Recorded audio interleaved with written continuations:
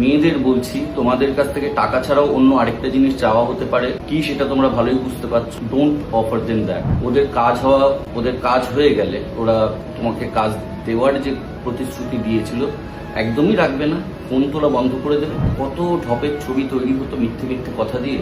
কালকে একটা রিল বা ভিডিও দেখলাম, লাইভ দেখলাম হয়তো, যে চিরঞ্জিত বলে একজন মানুষ কিছু অ্যাক্টরকে ঠকিয়েছেন, টাকা নিয়েছেন, তার বদলে সেখানে গিয়ে তারা ঝামেলা করছেন। আমার খুব কষ্ট হলো, খারাপ লাগলো।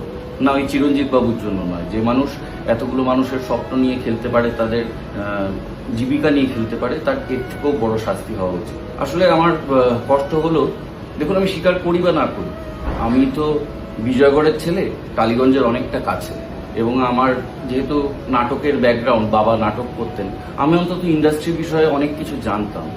আমি জানতাম যে এখানে টাকা দিয়ে কাজ করা যায় না, এখানে উল্টো টাকা পাওয়া যায়।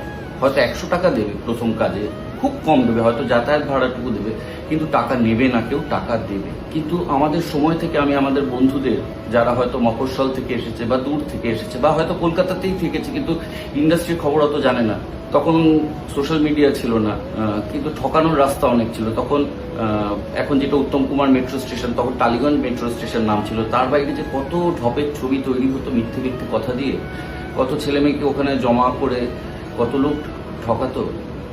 আর সেই যুগটা এখন ফেসবুকের মধ্যে দিয়ে বা সোশ্যাল মিডিয়ার মধ্যে দিয়ে লোক ঠকানো শুরু হয়েছে। আমি আপনাদের বলতে চাই, কাউকে টাকা দেবেন না। এই ইন্ডাস্ট্রিতে টাকা দিয়ে কাজ করতে হয় না, টাকা পাওয়া যায়।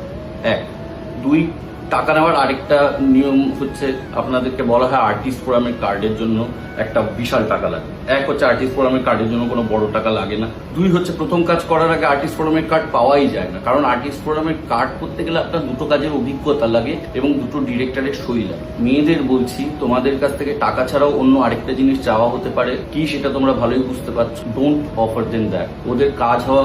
ওদের কাজ হয়ে গেলে ওরা তোমাকে কাজ দেওয়ার যে প্রতিশ্রুতি দিয়েছিল একদমই রাখবে না, ফোন তোলা বন্ধ করে দেবে। আর দ্বিতীয়ত, তুমি যদি কম্প্রোমাইজ অফার করতে থাকো, তুমি তোমার জেন্ডারের জন্য লড়াইটা কঠিন করে দিচ্ছ, কারণ তুমি উদাহরণ তৈরি করছো মার্কেটে যে এভাবেও কাজ পাওয়া যায়। সো যদি সত্যিকারের ফেমিনিস্ট হও, নিজের জেন্ডারের জন্য লড়াই সহজ না করতে পারো, কঠিন করো না।